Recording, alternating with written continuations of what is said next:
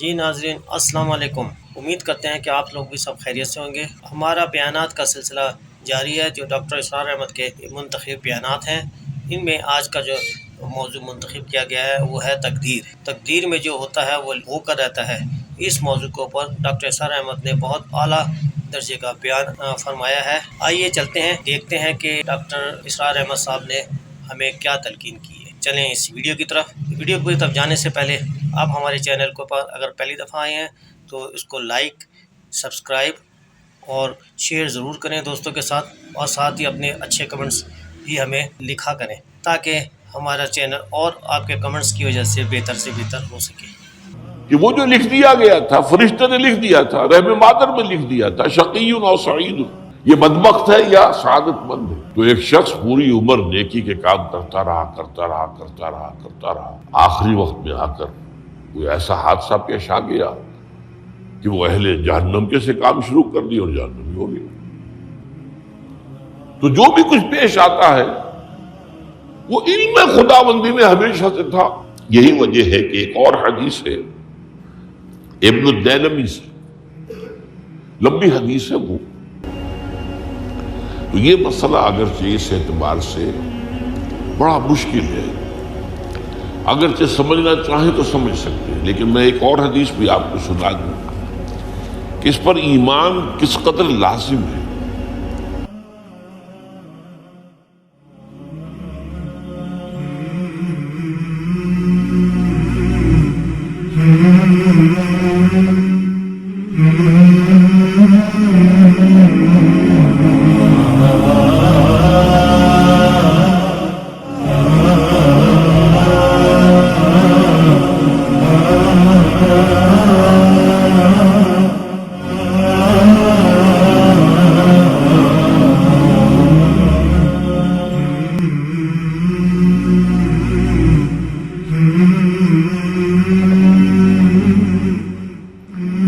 میں نے آپ سے بتایا کہ یہ قدر جو ہے ایک تو اسی سے لفظ قدرت بنا ہے، اور نمبر دو اسی سے کسی شے کی قدر و قیمت، اور پھر اسی کے معنی ہے اندازہ مقرر کر دینا، کسی شے کا اندازہ مقرر کر دینا، یہ قدر ہے۔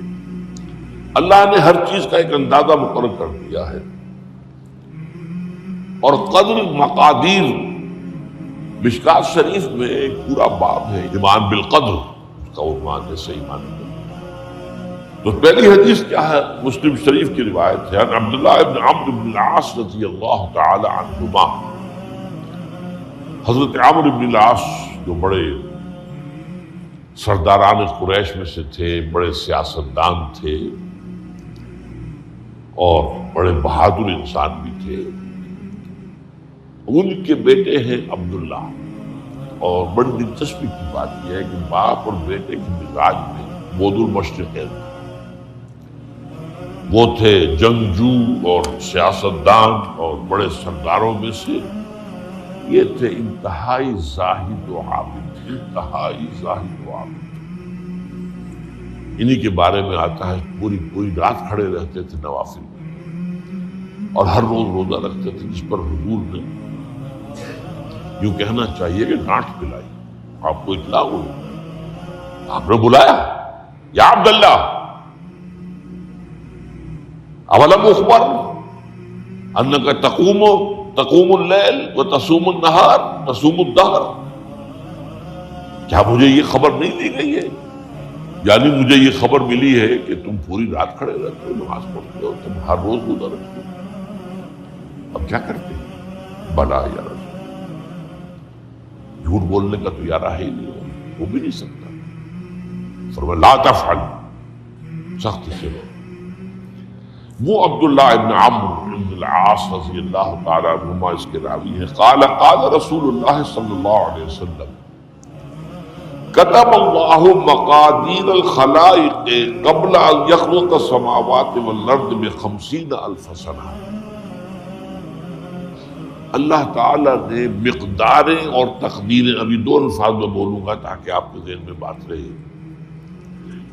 معین کر دی تھی، لکھ دی تھی، آسمانوں اور زمین کی تخلیق سے 50,000 سال تک. یہ ہے قدرہ. ہر چیز کی ایک تقدیر جو ہے وہ معین ہوئی. اب آئیے اس میں کتاب سے مراد کیا ہے؟ جو آیت میں نے دوسرے نمبر پر پڑھی آج، سورہ حدید کی آیت، ما اصاب بمصیبۃ فی الارض ولا فی انفسکم الا فی کتاب من قبل ان نبرأ. کتاب سے مراد کیا؟ نہیں پڑتی تم پر کوئی مصیبت، کوئی تکلیف، نہ زمین میں نہ تمہاری جانوں میں. زمین میں سیلاب کا آ جانا، زلزلے کا آ جانا، کوئی اور اس طرح کی عمومی ہلاکت کا آ جانا، عمومی تکلیف کا آ جانا.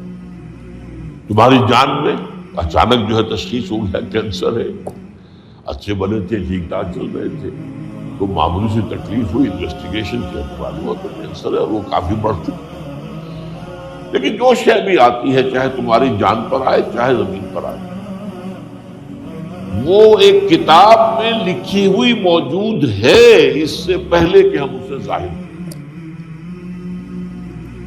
یہ تمہیں مشکل نظر آئے گا، ان ذالک علی اللہ یسیر، یہ اللہ پر بہت آسان، بہت آسان. اللہ کا علم کامل ہے. تو معلوم ایک بات جان لیجئے کہ حقیقت کتاب سے مراد اللہ کا علم قدیم ہے. اللہ کا علم حادث نہیں ہے، معاذ اللہ ثم معاذ اللہ، کہ کوئی شے ہوئی تو اس کے علم میں آئی.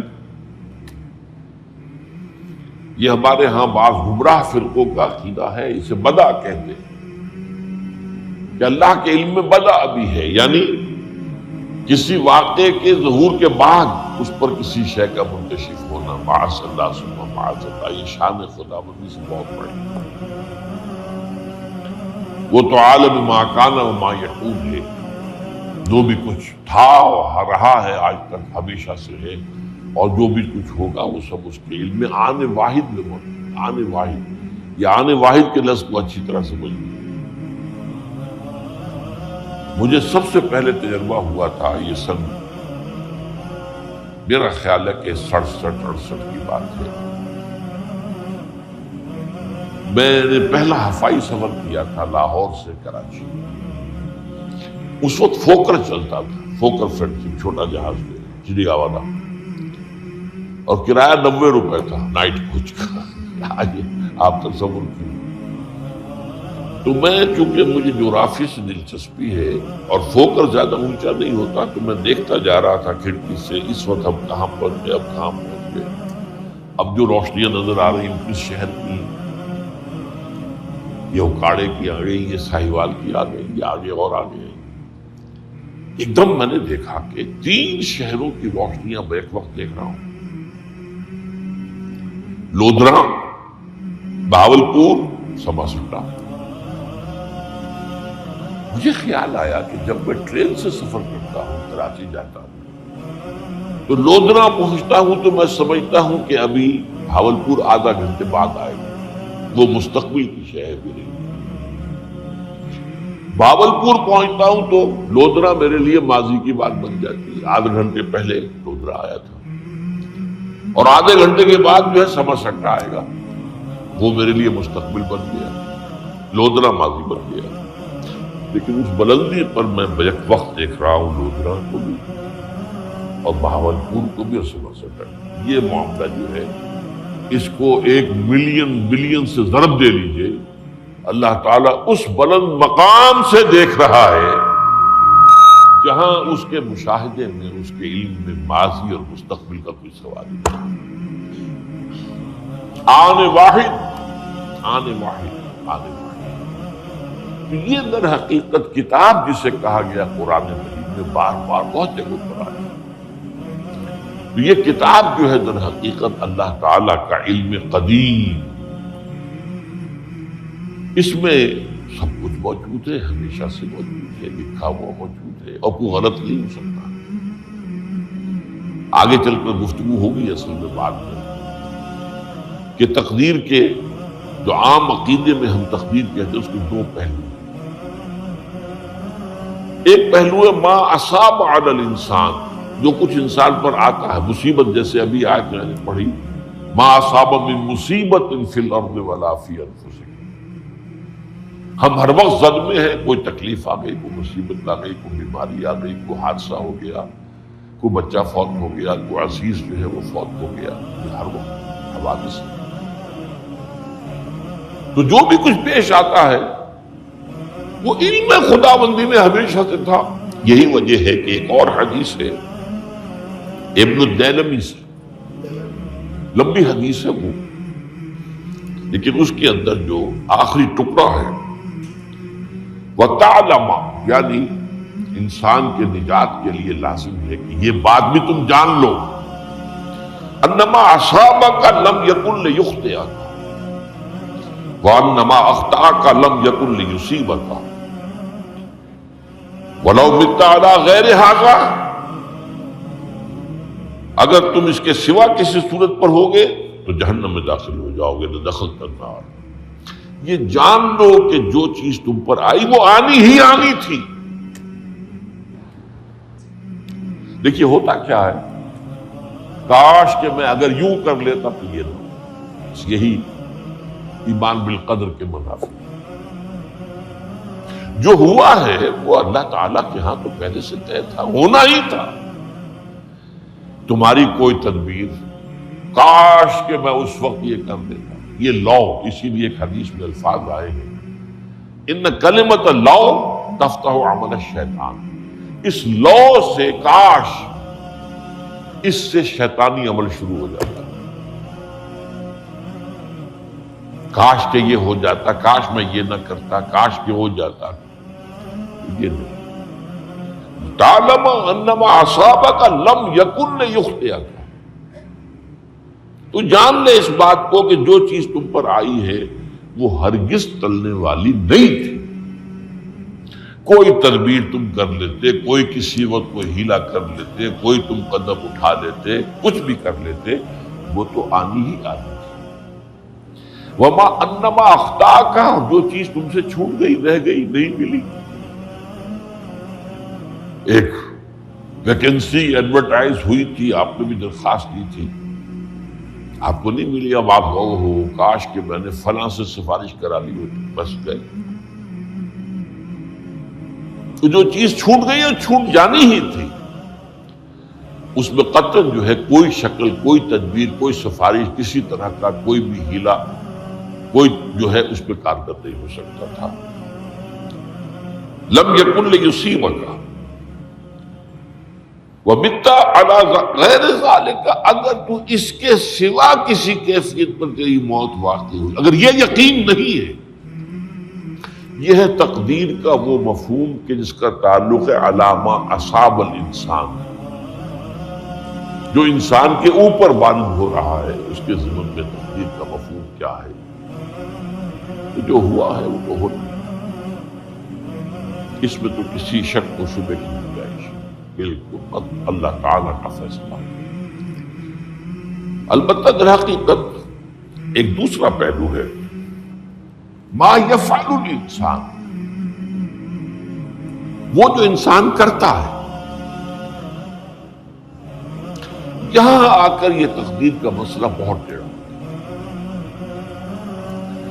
آیا میرے اندر کوئی اختیار بھی ہے کہ نہیں؟ Do I have any free choice؟ یا ہر شخص پہلے سے طے ہے؟ تقدیر کا ایک عام مفہوم یہ ہے، اور اس مفہوم میں بھی بعض روایات بھی ہیں جو اس کی تائید کرتی ہیں کہ ہر چیز پہلے سے طے ہے۔ یہ کیوں؟ اور یہ جو حدیث ہم نے ابھی پڑھی ہے، یہ گویا کہ اس کی ایک مثال ہے کہ وہ جو لکھ دیا گیا تھا، فرشتے نے لکھ دیا تھا، رحم مادر میں لکھ دیا تھا، شقی اور سعید، یہ بدبخت ہے یا سعادت مند ہے۔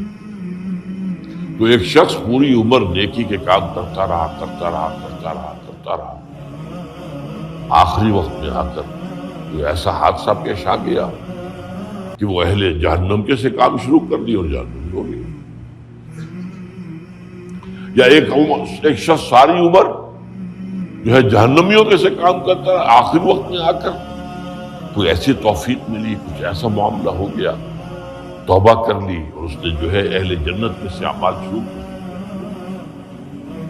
تو یہ جو ہے علامہ اصحابک کا علیحدہ بات ہے، اور علامہ یفعل الانسان، انسان کیا کرتا ہے اس میں اس کی قدرت کی اور یہ ہمارے ہاں فلسفے کا بڑا مشکل موضوع ہے، اس کا نام ہے جبر و قدر۔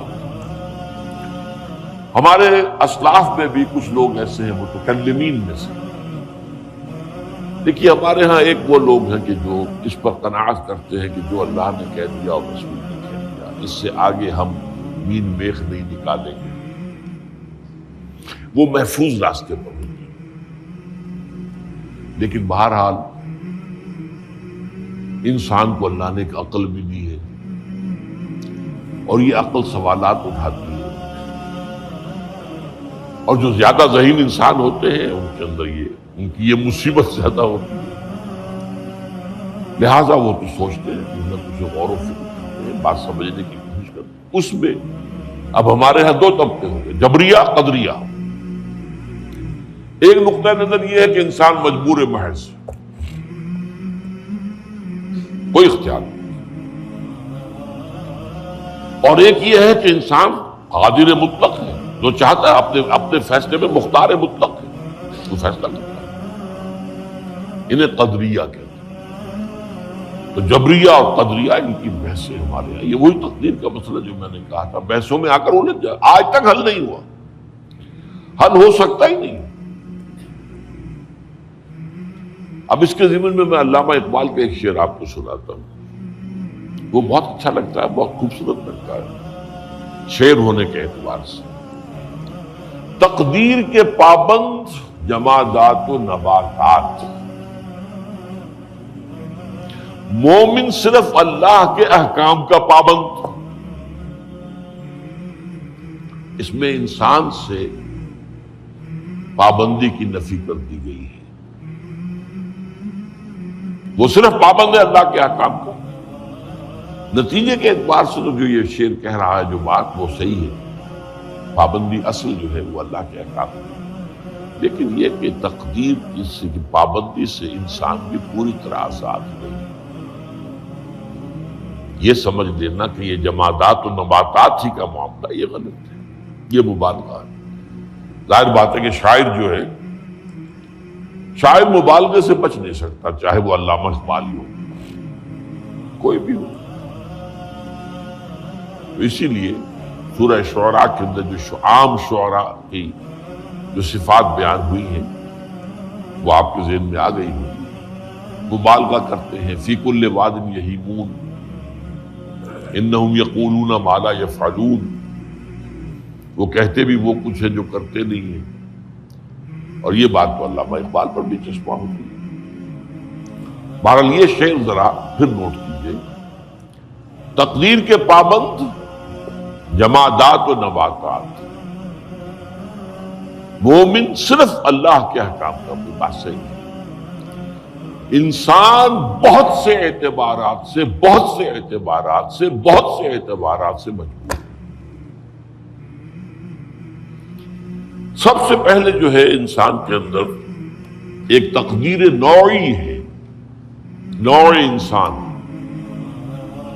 چھوٹی سی چڑیا اڑتی پھرتی ہے، انسان نہیں اڑ سکتا۔ آپ نے ٹھیک ہے مشین ایجاد کر دی، جہاز ایجاد کر دیا، آپ دوڑ رہے ہیں، 500 آدمی اور سینکڑوں من سامان لے کر جو ہے وہ جا رہا ہے، 747 ہو یا 757 ہو، یہ کر لیا ٹھیک ہے، خود نہیں اڑ سکتے۔ اب کیا کریں گے آپ؟ یہ تقدیر نوعی ہے، سپیشیز، ہر سپیشیز کے لیے اللہ نے ایک اندازہ مقرر کر دیا ہے، اس اندازے ہی میں نہیں، اس سے باہر نہیں جا سکتے۔ پھر ایک تقدیر شخصی ہے۔ اب دیکھیے تقدیر شخصی کیا ہے؟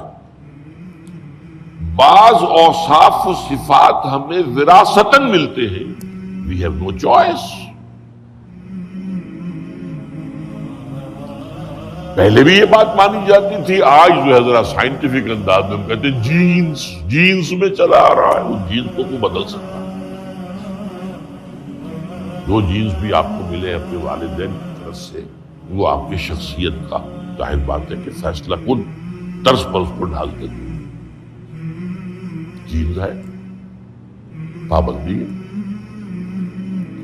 نمبر دو یہ کہ خاص طور پر جو گھر کا ابتدائی ماحول ہوتا ہے،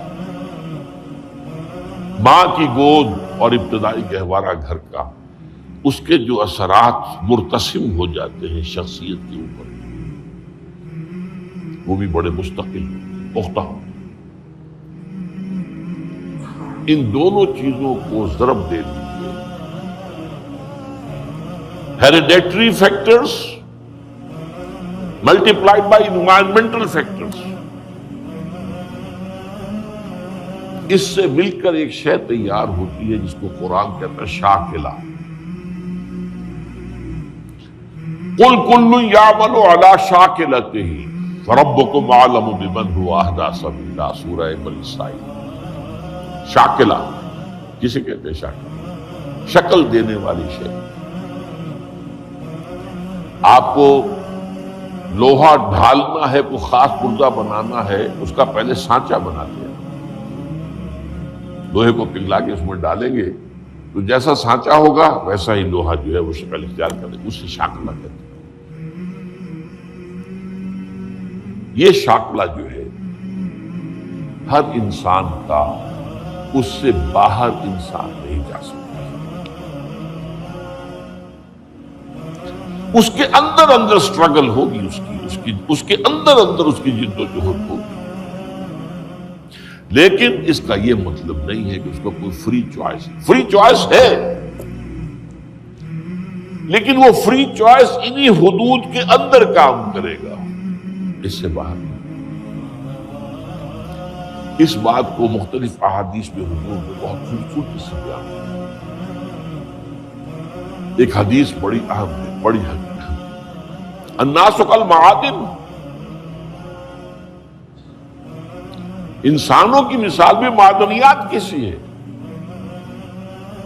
اب سونے کی معدنیات میں سے سونے کی جو اور ہے، اب پتہ نہیں اردو میں مجھے معلوم نہیں اور کا ترجمہ کیا کرتے ہیں عام طور پر، لیکن جانتے ہیں اور وہ کچی دھات جس سے کو صاف کر دیتے ہیں تو پھر وہ دھات جو ہے خالص شکل میں سامنے آ جاتی ہے. سونے کی اور سے سونا بنے گا، چاندی کی اور سے چاندی بنے گی، سونا تو نہیں بن سکتا. جتنا چاہے صاف کر لیں، وہ اور تو مستقل.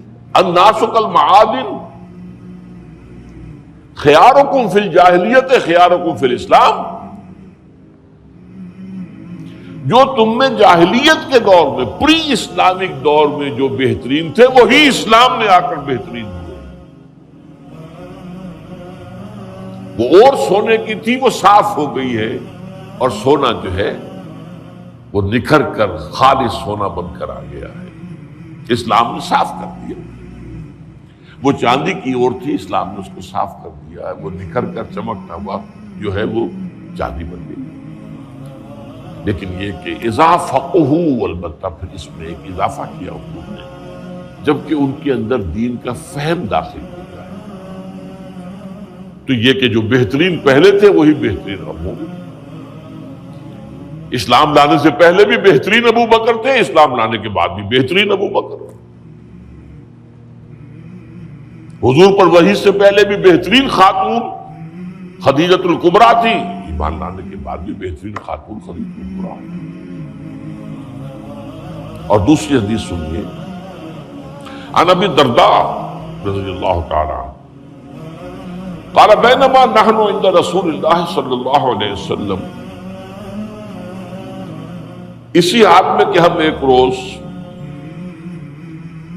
ہم حضور کے پاس تھے، نتذاکرون ما یکون، اور ہم ذرا سوچ رہے تھے کیا کیا کچھ پیش آنے والا ہے دنیا میں. اذ قال رسول اللہ صلی اللہ علیہ وسلم، جبکہ حضور نے ہم سے ایک بات کہی، بڑی غور سے سنیے. اذا سمعتم بجبل ان زال عن مکانہ فصدقوہ، اگر تم یہ سنو کہ کوئی پہاڑ اپنی جگہ سے ٹل گیا تو مان لینا۔ وَإِذَا سَمِعْتُم بِرَجُلٍ تَغَيَّرَ عَنْ خَلْقِهِ فَلَا تُصَدِّقُوهُ، اور اگر تم سنو کہ کوئی شخص جو ہے وہ اپنی سرشت سے، اپنی جبلت سے بدل گیا تو کبھی نہ مانو۔ اسی علم کے حوالے سے اس شخص سے متعلق یہ 4 باتیں جو ہے لکھ دی جاتی ہیں۔ اب اس کو سمجھنا چاہیے، اصل میں جو بات مسئلہ تقدیر کے سمجھنے میں، جو یوں سمجھیے کہ ایک بہت آسان فارمولہ ہے اگر سمجھنا چاہے انسان، اور یہ میں عرض کر چکا ہوں کہ سمجھنا چاہیں گے تو سمجھ جائیں گے، تفصیل میں جائیں گے تو الجھ جائیں گے، اور مناظرہ اور مباحثہ کریں گے تو گمراہ ہو جائیں گے۔ چنانچہ اسی پر میں حدیث آپ کو سنا چکا ہوں کہ ایک مرتبہ حضرت ابو ہریرہ فرماتے ہیں کہ حضور صلی اللہ علیہ وسلم برآمد ہوئے اپنے حجرے سے، اور ہم مسجد کے گوشے میں بیٹھے ہوئے تقدیر کے بارے میں بحث کر رہے تھے، تو آپ شدید ناراض ہوئے، اور اس قدر آپ کا چہرہ مبارک غصے کی وجہ سے سرخ ہو گیا کہ ایسے محسوس ہوا جیسا آپ کے گالوں میں انار کا رس جو ہے وہ ڈال دیا گیا ہے، وہ اس کے اوپر بہا دیا گیا ہے۔ وہ سرخ قندھاری انار، اس کا تصور کیجئے، وہ عام انار نہیں جس کے اندر وہ رنگ۔ پھر آپ نے فرمایا غصے سے، کیا تمہیں اس بات کا حکم دیا گیا؟ کیا مجھے تمہاری طرف اسی کام کے لیے بھیجا گیا کہ اس مسئلے میں تم بحث کرو؟ عزمت علیکم، میں تاکید کر رہا ہوں اس مسئلے میں بحث سے گریز کرو، بحث مت کرو۔ تو یہ مسئلہ اگرچہ اس اعتبار سے بڑا مشکل ہے، اگرچہ سمجھنا چاہیں تو سمجھ سکتے ہیں، لیکن میں ایک اور حدیث بھی آپ کو سنا دوں کہ اس پر ایمان کس قدر لازم ہے۔ یہ ایک تابعی ہے حضرت ابن الدالمی رحمۃ اللہ علیہ، وہ فرماتے ہیں، ذرا طویل حدیث ہے، میں اس کا خلاصہ بیان کر رہا ہوں، کہ میرے دل میں تقدیر کے بارے میں کچھ وسوسے پیدا ہوئے، تو میں نے جو بھی کبار صحابہ اس وقت زندہ تھے، بقید حیات تھے، ان سب سے ملاقات کی۔ ابی ابن کعب رضی اللہ تعالیٰ عنہ، جن کے بارے میں حضور نے فرمایا ہے کہ اقرأہم ابی ابن کعب، میرے صحابہ میں قرآن کا سب سے بڑا عالم ابی ابن کعب۔ ان کے علاوہ عبداللہ ابن مسعود کے پاس بھی میں گیا رضی اللہ تعالیٰ عنہ، جن کی حدیث ہم پڑھ رہے ہیں۔ حذیفہ بن یمان کے پاس میں گیا رضی اللہ تعالیٰ عنہ۔ ان سب نے ایک بات یہ کہی کہ دیکھو، ایک بات تو یہ جان لو کہ اللہ تعالیٰ کی قدرت سب شے پر حاوی ہے۔ اللہ تعالیٰ اگر لو ان اللہ عذب اہل سماواتہ و اہل ارضہ عذبہم وہو غیر ظالم لہم، اللہ اگر تمام آسمان والوں کو اور تمام زمین والوں کو عذاب دے تو اسے عذاب دینے کا حق حاصل ہے، وہ عذاب دے سکتا ہے بغیر اس کے کہ ہم کہیں کہ وہ ظالم ہے۔ تمام زمین والے اور تمام آسمان والوں میں تو نیکوکار بھی آ گئے۔ یہ اصل میں ایک بڑا اہم مسئلہ ہے کہ جو ہمارے اور معتزلہ کے درمیان مختلف فی ہے۔ معتزلہ ہی کے انداز میں اہل تشیع کا عقیدہ بھی ہے کہ اللہ پر عدل واجب ہے، اہل سنت کے نزدیک اللہ پر کوئی شے واجب نہیں، اللہ کا اختیار مطلق ہے، جو چاہے کرے۔ چنانچہ وہ ظالم کو معاف کر سکتا ہے جب چاہے، اور وہ کسی اچھے آدمی کو عذاب دے سکتا ہے جب چاہے۔ یغفر لمن یشاء ویعذب من یشاء واللہ علی کل شیء قدیر۔ یہ سورہ بقرہ کی آخری آیت میں ہے کہ آیات میں سے ہے، لاسٹ بٹ 2۔ लास्ट पर 3 आए थे। तो इस एतबार से अल्लाह का एक तो इख्तियार मुतलक है। फिर मैं ज़ैद इब्न साबित के पास गया तो उन्होंने यही बात मरफूअन बयान की कि मैंने खुद हुजूर से सुनी है ये बात। बाकी 3 सहाबा के बारे में तो वो कहते हैं कि उन्होंने गोया कि अपनी राय का इजहार किया। और अगर अल्लाह ताला चाहे लौ रहमहुम, तमाम आसमान वालों और तमाम जमीन वालों को बख्श दे और रहम करे, लकानत रहमतुहु खैरन लहु मिन अमालिहिम, तो उसकी रहमत जो है वो यकीनन लोगों के अमाल से बहुत बाला है, बुलंद व बरतर है। तो जो चाहे करे। वो अबू जहल को बख्श दे, कौन इतराज कर सकेगा? और वो किसी से बड़े शख्स को जो है वो अज़ाब दे, कौन इतराज कर सकता है?